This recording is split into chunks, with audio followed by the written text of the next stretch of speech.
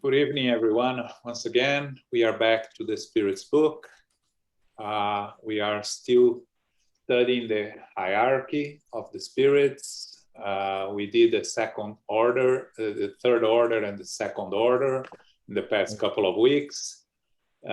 Just a quick reminder, third order, imperfect spirits, meaning the physical attractions and material attachment still prevails over the spiritual nature. The second order, good spirits, where the spiritual nature prevails over the material nature, still in need of reincarnation, still in need of learning, evolve intellectually and morally, but already working to the progress of themselves and of humanity. And the only one left is the first order, which are the pure spirits, spirits that have reached perfection. And we are going to ask Philip to read. There is only one class. And again, this is so distant from us at our stage that we can only have a very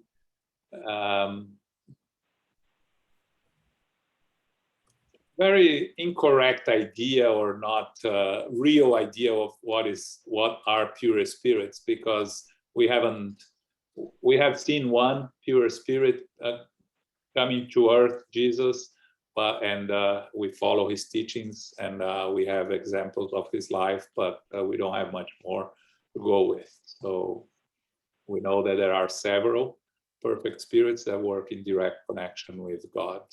But let's ask Philip to read it first. All right, Philip.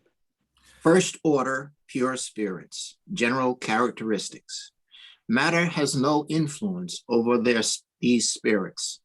They are characterized by moral and intellectual superiority in relation to the spirits of others. First class, only class. These spirits have climbed every rung of the ladder of progress and have shed all the impurities of matter. As they have reached the sum of perfection that can be achieved by created beings, they no longer experience trials or tribulations. No longer subjected to reincarnation, they enter eternal life in the immediate presence of God.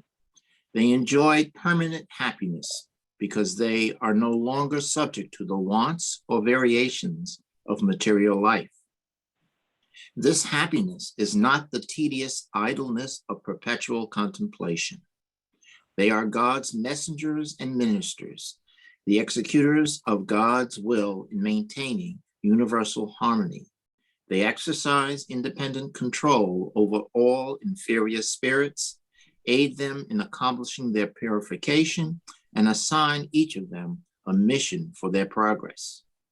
They generally strive to assist human beings in their time of need by motivating them to the love of good and making amends for the faults that keep them from supreme happiness. They are sometimes called angels, archangels, or seraphim. People can communicate with them. However, those who claim to have them constantly at their service are foolishly arrogant. So, first thing that Kardec says here, that matter has no influence over these spirits, meaning they have no attachments to matter, any type of attachment. We spoke about the good spirits last week, and we said that some of them, they may have some attachments to matter, not in the sense of disturbing them, but a longing of some of the material things they had during their incarnations. These spirits, the pure spirits, have no attachment to matter, so matter has no influence. And they reached moral and intellectual superiority and perfection. And here, let us remember what Julio teach us, right? He likes to call them perfected spirits, not perfect, because when we talk about perfect, we think that there is no more to evolve. And actually, the pure spirits, they continue evolving because they continue to go into the direction of the creator, like two parallel lines that that continue approaching each other, but never touch. So there is continues to be an evolution on perfected spirits, but don't ask me how and why, because this is way beyond our capacity of understanding. What we know about pure spirits, they no longer need reincarnation. They are no longer subjected to reincarnation, as Kardec says here. They can incarnate when it's needed for them, like Jesus did on earth. Good, thank you. But it's not no longer called reincarnation. So they work directly with God. They are the executors of God's will in everything related to the universe. And finally, remembering that when we're studying disorders, Kardec was mostly focusing on communications coming from these spirits. Kardec says in the end that they can communicate with us, and when we talk about the spirit of the truth, spirit of truth, that gave communications on the gospel that we discussed on our Q&A Sunday. If it was not Jesus, if it is Jesus or it is not, and if you missed it, you'll come next Q&A to ask. But regardless, it's communication from a perfect spirit. So yes, they can communicate, but they are not going to be communicating constantly. Actually, on the contrary, it's going to be very, very rare. And why is that? Because we don't need communications from perfect spirits. More evolved spirits, good spirits communicating is enough for us to learn and to help us evolve. We see all the communications from Emmanuel, and we see that a good spirit can give us all the lessons we need, and all the other spirits that communicate in the gospel, in the medium's book, and in the spirit's book. So a perfect spirit or a perfected spirit can communicate, yes. Are they going to communicate constantly? No. So whoever says that they receive communications from Jesus and from these perfect spirits constantly, they are fooling themselves, or they are being victims of mystifications. Okay. When Kardec talks about angels, archangels, seraphim, this is just our denominations for them, or for these perfected spirits.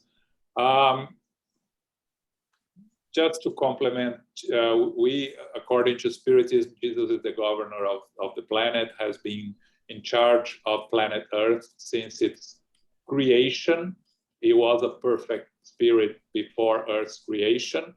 But of course, we will see the progress of spirits. We'll talk about it in the next questions about all spirits, where they start from and how they reach perfection. Okay. Questions, comments here? I have a question. Yes, go ahead, Yeah. Paco. The pure spirits, and you said Jesus Christ was a pure spirit. Okay, Yes. do we have any other examples on earth of pure spirits? I'm referring to other like, I don't know, Muhammad. Not that I know. Not that we know. All those. Not that we know. The only one was Jesus. According to what the spirits tell us. Yes. Okay. Doesn't in any way diminish the evolution and the teachings that these evolved spirits brought to us, like Moses, Confucius, but they were not perfect spirits at that time. Now they may be, I don't know. Maybe they continue, they already reached that level, but when they were here on Earth, they were not yet. Thank you. Luis?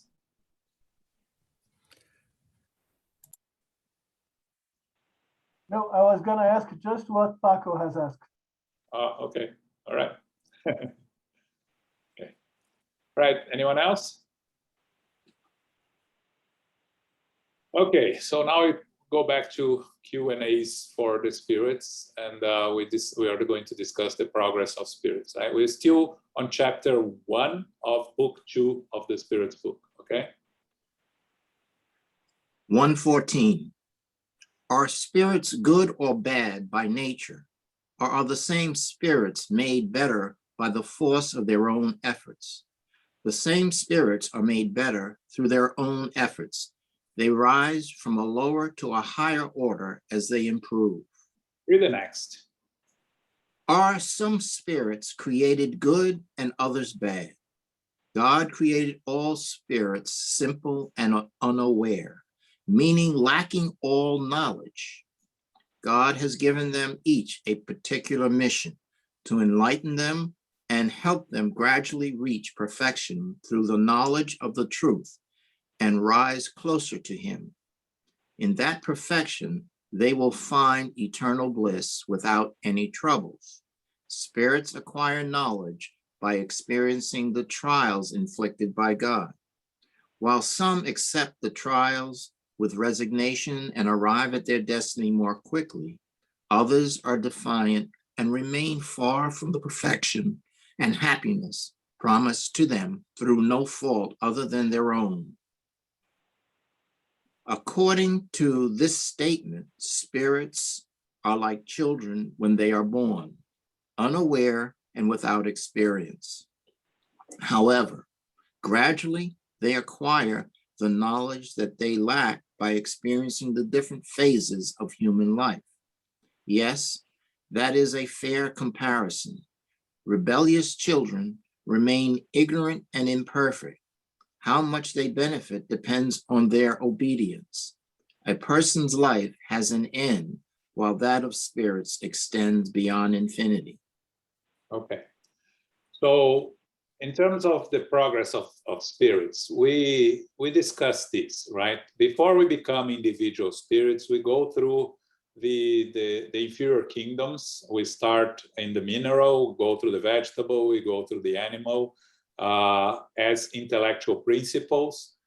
And when we become a spirit is when we start developing our knowledge, our moral, and our free will. All of them are developed as we evolve. So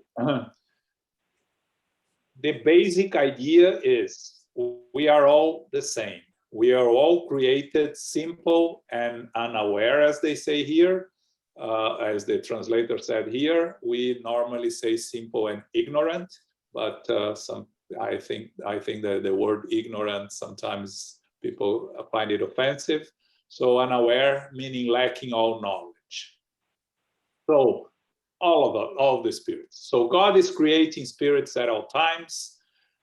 Spirits are created all the same, simple and ignorant. And then we evolve through these trials. And then as we start repeating our mistakes, not learning from the trials, is when we start expiating or atoning for our mistakes. So on our evolutionary path, when we are making mistakes for lack of knowledge, of understanding, of first-hand experience, we do not create karmas for ourselves. We do not create consequences. We create consequences when we are making mistakes already with the knowledge of what we are doing. So of course, at our stage of evolution nowadays, we know a lot. And the fact that we know the more you know, the more responsible you are. That's what the spirits tells us. So as we evolve and we acquire more knowledge and we evolve morally, we become more and more responsible and facing consequences for our actions. Now, some spirits evolve faster than others. The comparison that the spirits, Kardec makes the comparison with children here that learn quickly or that refuse to learn, and it takes more time, like they say, rebellious children. It's an analogy, it's not really exactly how it is, but it's a good comparison with the difference that, of course, our evolution as spirits is infinite, and a child becomes an adult eventually with it becomes a young adult and then an adult, and the existence lasts a lifetime only, and then we go back to the spiritual world. But so the concept here that is very important for us to remember, and always, because sometimes this question comes back, is we are all created simple and ignorant. We evolve morally and intellectually, the two wings of evolution. The intellectual side is the easiest one because it's an accumulation of knowledge. We keep adding knowledge on what we already had.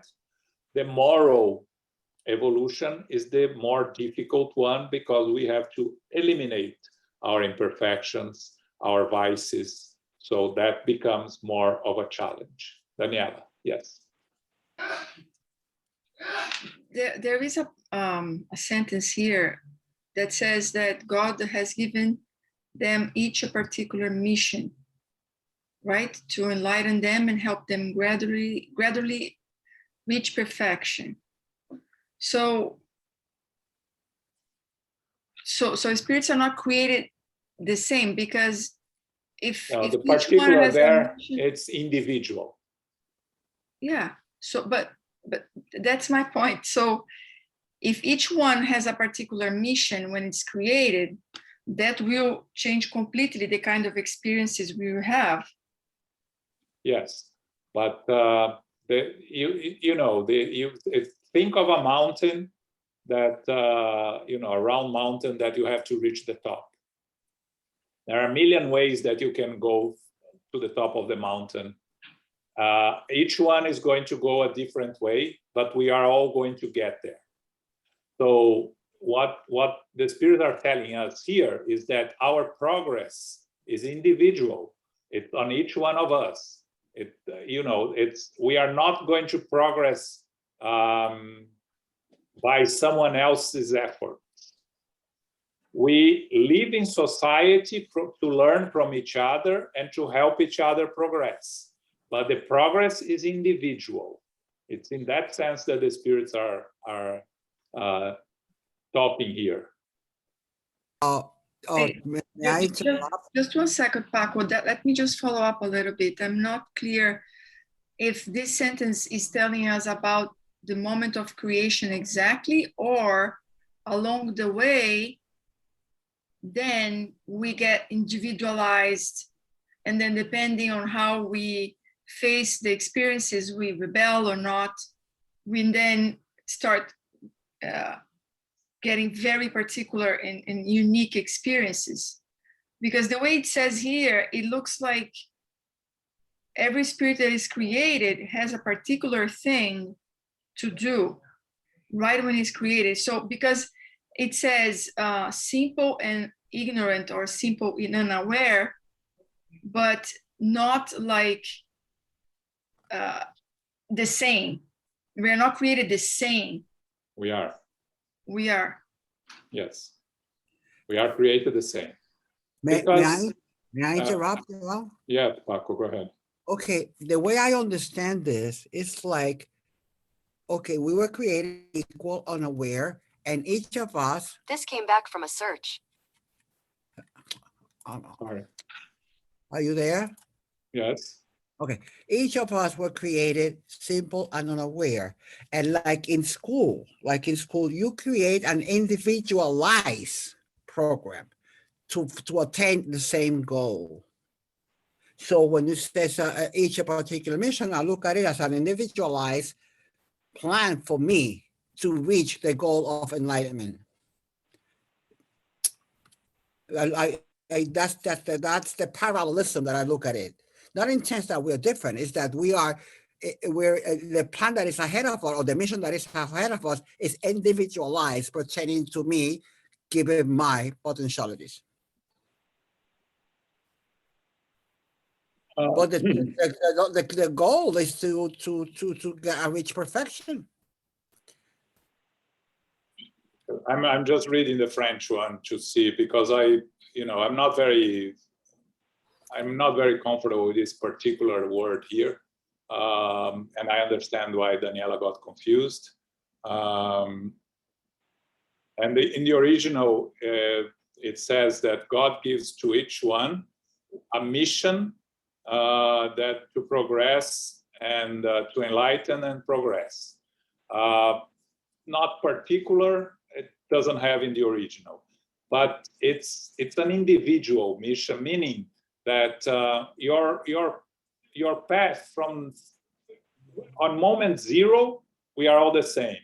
On moment 1, we are already different. So we already have a different path. So it's individual, the path. Of course, it's very similar in the very beginning, and the vast majority. But as we grow and evolve, we are going to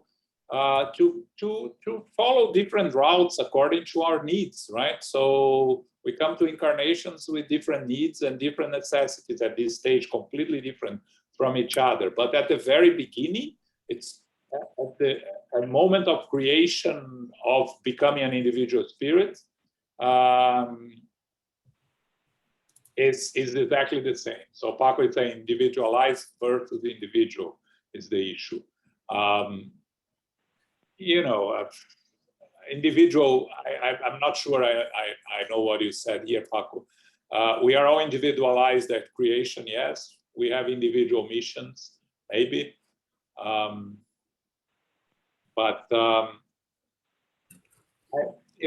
It's an important question. It's important for us to understand here. It has to be individualized, because otherwise we would be robotic. Yes, it has to be individualized. The moment that's that, and the moment that we are no longer completely simple and ignorant, beginning of our first incarnation, we are already following an individualized path. Exactly, individualized. But the point of the starting point is the same, and the ending point is the same too. The ending point is the same. We are all going to reach perfection. Yes, Danny. So spirits are created not only to live on planet Earth, right? So it's created to live anywhere, like in the galaxy or in other planets. So God then creates spirits specific for that kind of planet, for that kind of experiences there? No. They are created and they go where they need to incarnate. So the primitive, when we are in the primitive stage, primitive spirits, our first incarnation is more or less like the caveman that we joke here on, right on Earth, right? Which are very primitive spirits, are almost animal, right? Because they have more similarities with animals than with human beings, and they basically work on instinct, but they already have some form of intelligence and some form of free will that they start to develop as they evolve. And when we are very primitive spirits, there is no learning in the spiritual world. Everything that we learn is through the incarnations. So we have very quick and fast reincarnations, one after the other. So we can evolve here, let's say if we are on Earth, here on Earth. Okay? Elmo, you want to add something here to see if it makes it? Yeah, I think I have to start for perhaps the only thing that's dogmatic in Spiritism is that we come with the basis that God is absolute justice. And that is a given, that is blind faith, as you used to say, right? I kind of disagree. I think we can reason on that, as there is a reason in the book Genesis for that. But assume that everybody agrees that God is all justice.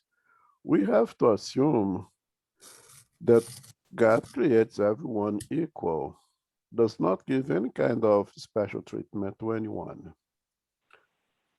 So at the moment of creation, point zero, as João said, they're all absolutely equal. Now, I'm trying to make an analogy here, thinking if it works. Let's assume that a coach is gonna form a soccer team with 10 years old kids, and he doesn't know anyone, and he or she doesn't know anyone at all, and he has 11 kids over there, and it comes to the principle they are all absolutely equal. I have to put each one of them in one position of the field. One is going to be a goalie, the other is going to be a right wing, the other will be a left wing, and so forth and so on. It could be a midfield, whatever. Okay. I think this, what it means over here with this, give each one a particular mission, is exactly that all are equal. But in order for the things to function, I have to put each one in one position, and each one position is slightly different and will produce a different effect, a different consequence. The one who stays as a goalie will develop, a better hand coordination, whatever the one is, but everybody is the same, but everybody will be positioned in a different position, and from there, each one will create its own pathway to progress. Does it make more sense? Does it help at all? Done. I'm still like trying to figure out the creation of spirits, not trying to not have a wrap around my head that they're created necessarily to inhabit Earth. No, that's not correct.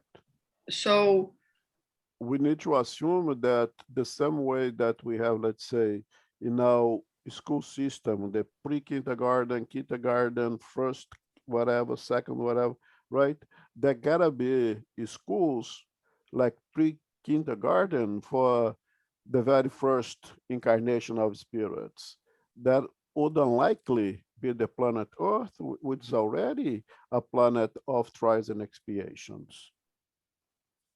Yes, so that's what is bugging me.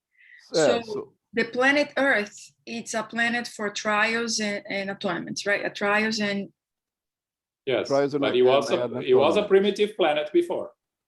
Yeah, but the particular mission here that says that's like given to each one a specific mission, does it mean that the spirits that needs to be in this kind of planet are created for that? No. So we are created, and at some point we need to come to the planet Earth because it has this characteristic, or stay in another place because it has something different that the spirit is bringing itself to work on, right?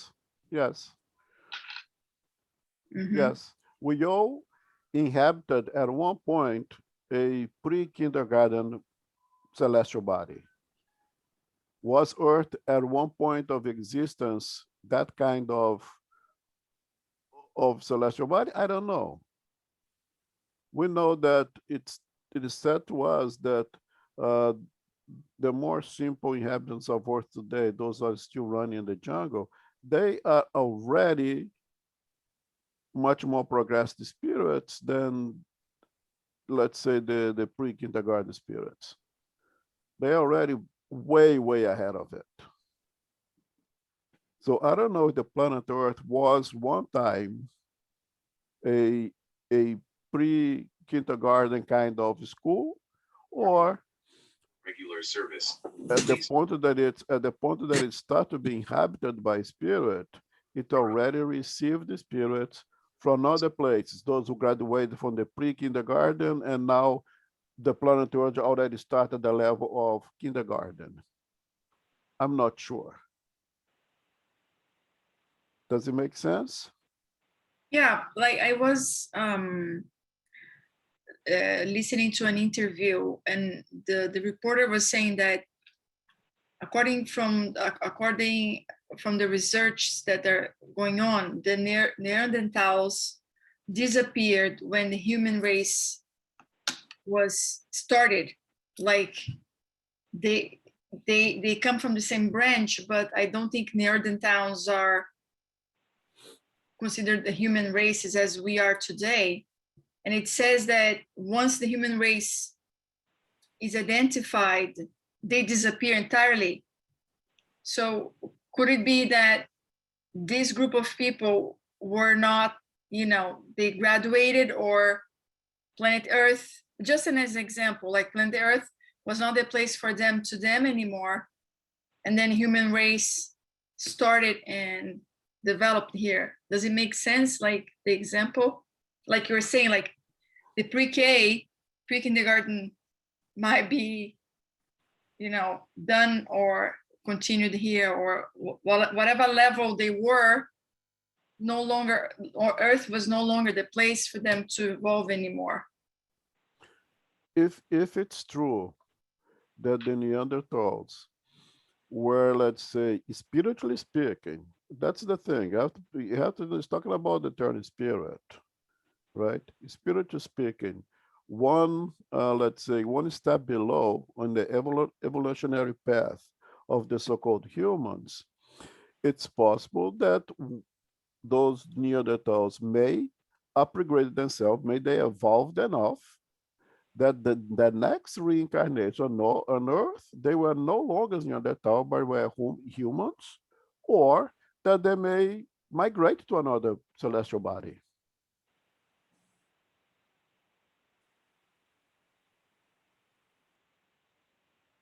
Yeah, makes sense. Yeah.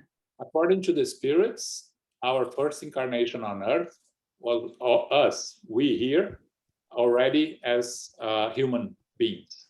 Okay, so the spirits that incarnated here as Neanderthals or primitives are no longer here on Earth, and Emmanuel talks about that on the way to the light, actually.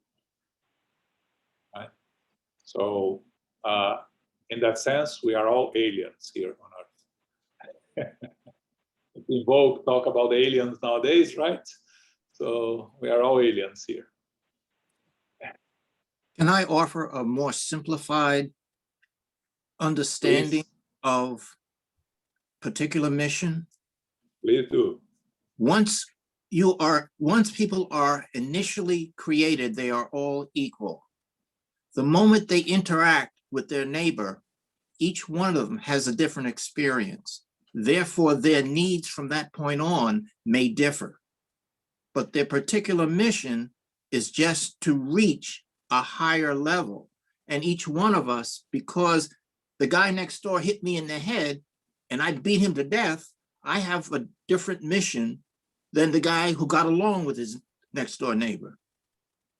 And as you go forward, your needs are a little different than the next person. Yeah. That's all I think the particular mission means. Yeah, exactly. The problem with that, the word is God has given. If God has given, has not. If God has given, it's It's no longer related to my karma for my action. It's given. Remember, these things, each time they come out, are written a little bit different by the people who write them. Yeah. We still in the 19th century language, right? So the natural laws are perfect, and so God created the natural laws, and we follow the natural laws. So God doesn't inflict anything or doesn't give anything. It's just the creation, right?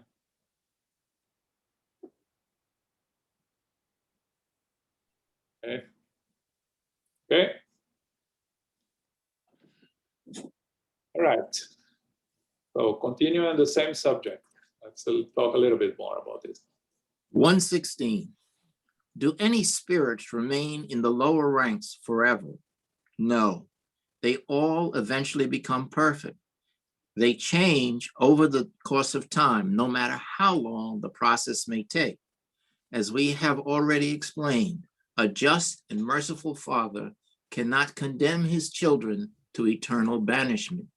Do you presume that God, in his infinite goodness and divine justice, is less kind than you? 117. Yeah, read the next one. Are spirits themselves responsible for accelerating their progress to perfection? Of course. They reach their goal more or less quickly, depending on the force of their desire and the degree of their submission to God's will. Doesn't a docile and submissive child learn faster than one who is stubborn and lazy? The next one. 118. Can spirits regress? No. They learn what has impeded their progress as they advance. When spirits finish a trial, they learn the lesson of that trial and never forget it. They may remain stationary, but they never regress. Okay, there are some important concepts here. That's why I asked Philip to read all three questions, right? We are always evolving. So the first question, if spirits remain in the lower ranks forever, no, because the law is of progress. If you go to the Spirits book later on the moral laws, you see the law of progress, which is one of the natural laws. So if there is a law of progress, we are always progressing. Spiritism differs from some Eastern religions that believe that we can reincarnate as animals or as inferior beings. According to Spiritism, we are always progressing. Once you reach the level of an individual spirit, you don't go back to the inferior kingdoms. You are always evolving. Now, we are the ones responsible for our progress. So each one of us choose our own path. So when Kardec asked the spirits if these good spirits remain in the lower ranks forever, what we can say is it may look like forever for some spirits, and we have communications from spirits telling us that they are in eternal suffering, but it never lasts forever. But and we know here, when we are going through a difficult phase, sometimes it looks like it's lasting forever, right? And the forever here is not really the right word. So we are always evolving, and the concept of always evolving, it's an important one also, because on the last one, when Kardec asks if the spirits can regress, and the spirits say no, they learn what has prevented their progress as they advance. And they say finally that they may remain stationary, but they never regress. Actually, not even stationary. We remain stationary in the sense that we are not doing anything for our progress, but in not doing anything for our progress, we are learning that we need to do something in order to progress.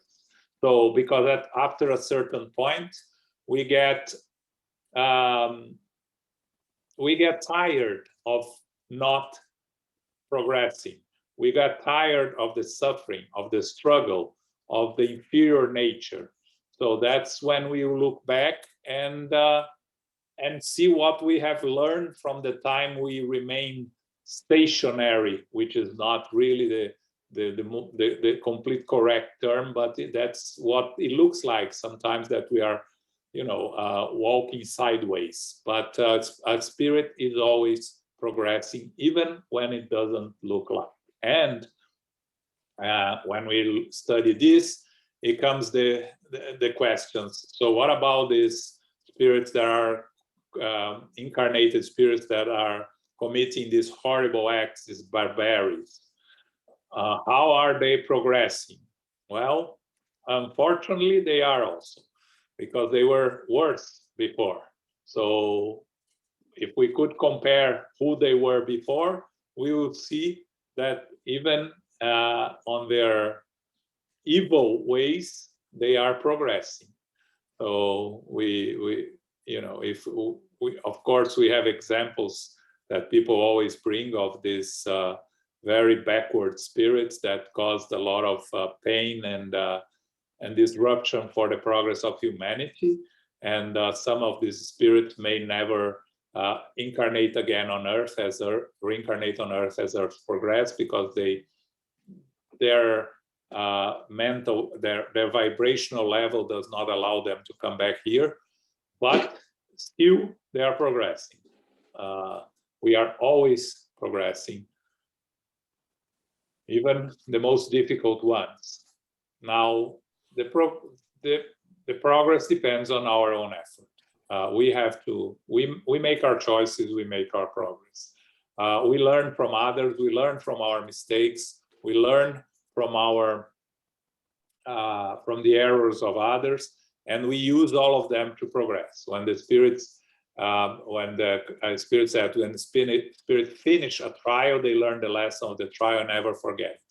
Finish here is the sense that overcome the trial, not finish because sometimes we have a trial and we don't learn anything and we have to repeat, or we create karmas for ourselves. Finish here in the sense that once we complete, we overcome, that we learn, we are not going to forget.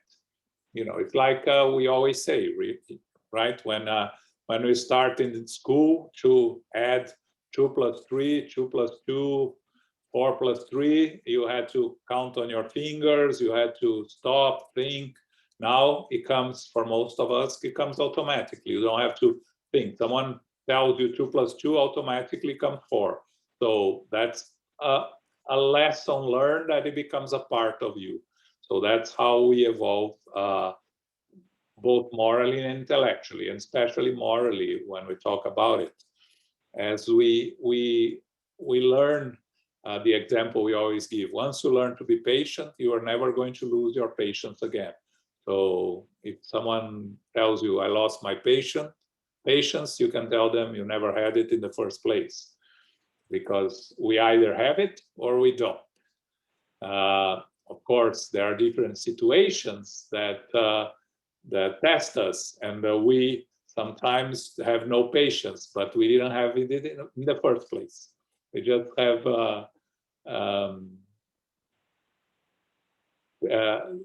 allocated patience for some things and not the others. So we are not fully patient yet. Okay. Questions here? Comments? Carol? Hi, yes, John. I know that we are moving forward not only individually, but also as a society or as a group or as a collective. So this is an added component. And might you speak a little bit about that as to what extent? Is it a 50-50 arrangement, or do we pick and choose, or say, well, I'm going to really work on myself this lifetime, and so forth and so on? Do you have any perhaps thoughts on? Well, yeah, we evolve as a group, as a society, right? From the smaller nucleus, which is our household, our family, to our extended family, to our city, country, etc., humanity. So we evolve individually in terms of our own achievements, moral and intellectual. But to evolve, as Spiritism motto tells us, right? Without charity, there is no salvation. You cannot do charity if you are isolated, right? So there is no evolvement in isolation. You can learn in isolation intellectually, but you are not going to evolve morally much, because for most cases, right? Again, we're never going to say never here, but the need of evolution is to live in society and to help each other. So it's a combination of the individual evolution that we need to do by ourselves. And the example is, you have advanced societies that most people live in peace, and you have some spirits there that are disturbed the peace of that society. So the society is evolving as a group, but not all individuals that are part of that society are evolving because of the individual component of the evolution. So it's a combination of both. I'm not going to divide, in terms of numbers, because I don't think we can. But you cannot evolve by yourself, isolated. And the society or the group evolving doesn't guarantee your evolution if you don't do your individual part. Okay?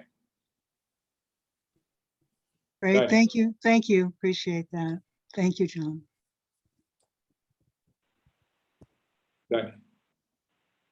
So here on the question 117, it says that the progress of each spirit, it's directly related to their submission to God's will, right? So Yeah. if they keep bringing that, like rebelliousness or a child that's rebelling, so the submission to God's will in this context, Follow the natural laws. so, and then that goes back to, so I'm trying to focus more on when the spirits are created, so trying to understand. So submission to God's will is, depending on the experiences you are creating, you create karma or you have to learn, that's what we understand as God's will, right? Like there's some natural laws that if you go against, it's going to be harder to progress. You create consequences for you, yes. Yeah, okay. But again, Why did you say natural laws and they say God's will? This can be so loaded. Oh my God, especially when you're learning history. Yeah, because this is the 19th century language, right? Because we discussed that. Kardec could not break away from everything that was taught at that time, because when you are bringing something so new and so revolutionary like Spiritism at that time, you had to comply with what was already known at that time and already accepted. Because if he started to bring these concepts of God that we have, that very few of us have today, because most of us still have God as a one to fear or a one to impose things. So this new concept of God, that is God of perfection and of all just, that doesn't act vengeful on us or doesn't impose anything on us, it's just following the natural laws. That's something that we still 160 years later are still struggling with it. So to ask is too much to ask from Kardec. And in terms of updating the language, I don't think we should respect the original language, because if we start to update, it can be a very slippery slope. Where do you stop, and what can you change, and what can you not? So it's better to keep it the original language, and us updating our way of thinking on these things. Okay. Hey, João. Yes, Renato. I don't know if you can, just trying to track a time progress on the evolution here, since we don't regress in terms of when you say that spirits commit atrocities and bad things. So I was thinking, so when you're doing bad things, probably you let's say killing. So first you do out of instinct, because back in the day you have to kill, as you always say, kill or be killed. And then you go, I think the next step will be out of ignorance. You don't know better. You just kill because, whatever. Then I think you move on to pleasure, because we have that in history as well. People kill out of pleasure. And I think then you become killing out of evil, because you want the people to suffer. So if that is some sort of a time progress, so so from instinct to evil, we are progressing. Can I say that? We are, in the beginning we are ignorant, and we choose the path of taking pleasure on evil things. That's our own individual responsibility. So as you said, in the beginning, we killed because we have to defend ourselves, and we are fighting for food, and we need food to survive, and I need to survive, and if I need to kill to survive, I'll kill to survive. So, and that does not create consequences, because not even the one that is, because you create consequences and you create enemies when the one that was killed is angry at you and wants vengeance because he was killed. But when we don't even understand that concept, we are too primitive. There is not really a consequence. But once you are already evolving, and you are killing, following orders, and then you kill like you said, right, because you got a taste, then it's our own individual imperfections that instead of fighting them, we are using them and increasing our debts to ourselves and to the natural law by deviating more and more from the natural laws. But all of this is still moving forward, because we are learning. Even if it's barbaric, you see spirits on our mediumship meetings, right? That some of them that are repentant, that cannot even accept forgiveness because they consider themselves to be so guilty of all they did. But it's a path of evolution, and opportunities sometimes. That's why sometimes we come to a new incarnation, a reincarnation, with our physical body constrained in a ways that will prevent us to act on our evil tendencies. And we will have to learn to evolve through resignation and acceptance. So sometimes that's the only path that we can take. There is a book from Divaldo that I mentioned about the reincarnation of the Marquis de Sade, right? A very, very difficult reincarnation as a completely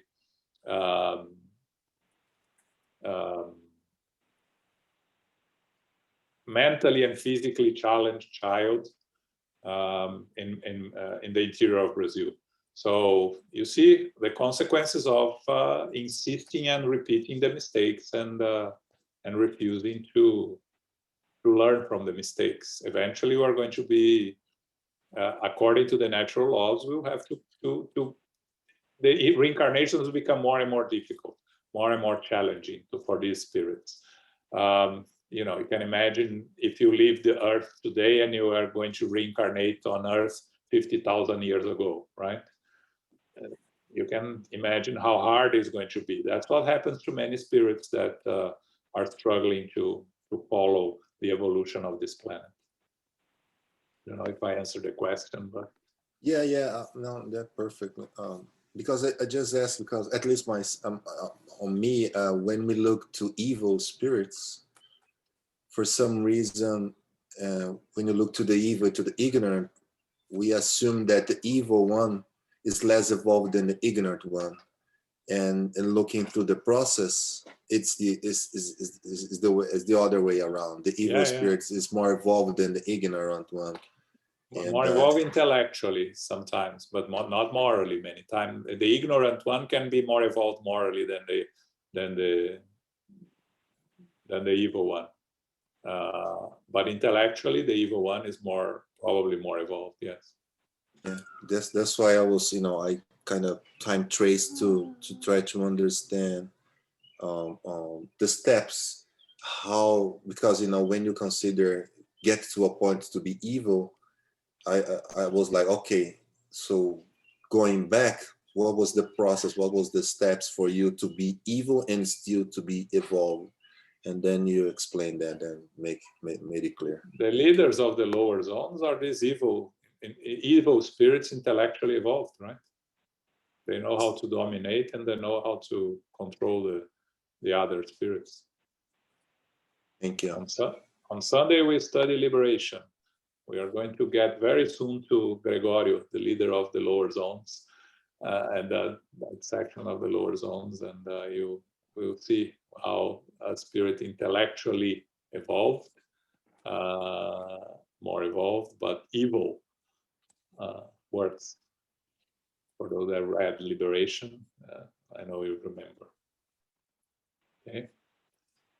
So we have 1 minute left. We're going to stop here. Next week, we start again on question 119. Okay.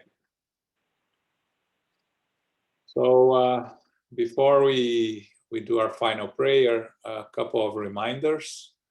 This Sunday is the last Sunday of May, but because of the symposium on the first weekend of June, we are going to study the book Liberation, which we started this month on the first Sunday. It's chapter 1. We are going to study. We studied the introduction, which was that beautiful story of the little red fish that we discussed, and now we are going to start on chapter 1 this Sunday at 11. Okay.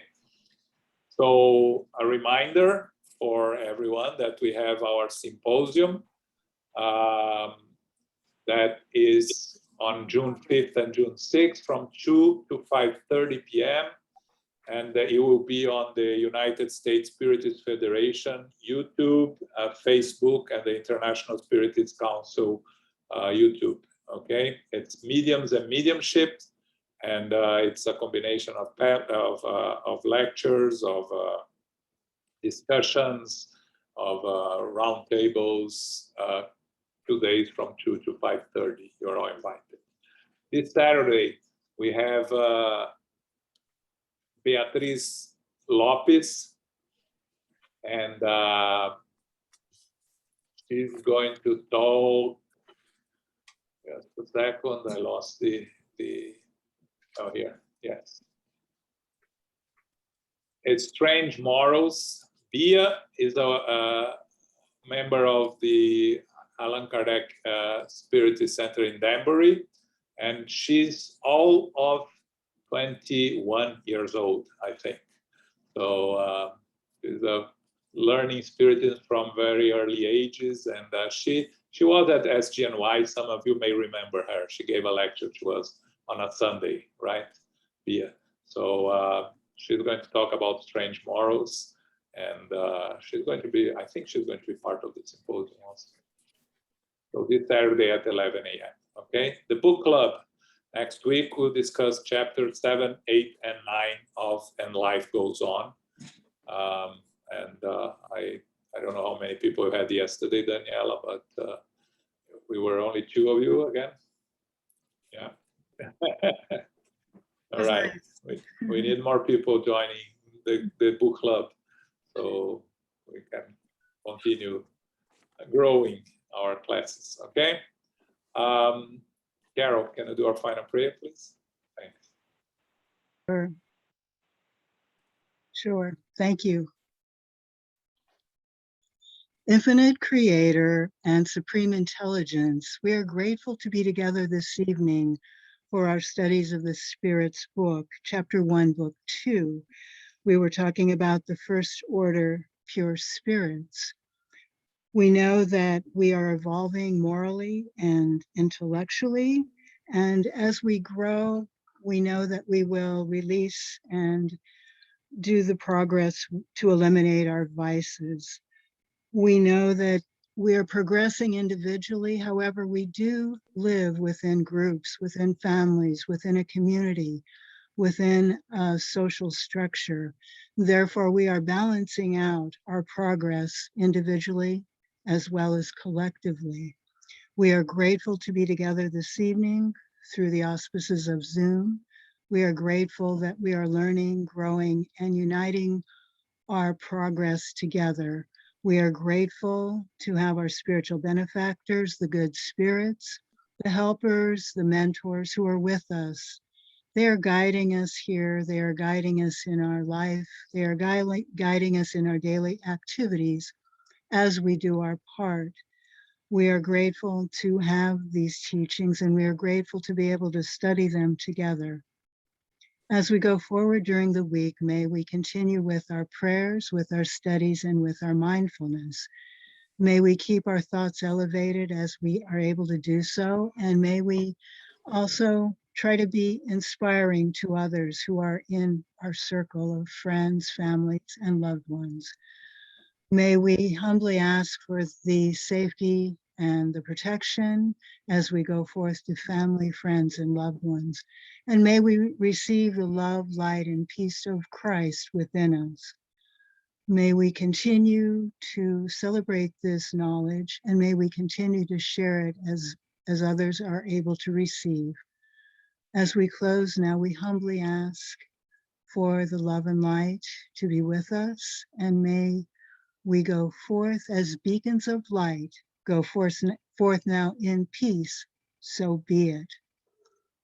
Thank you, John. Thank you, Alma. Thank you all.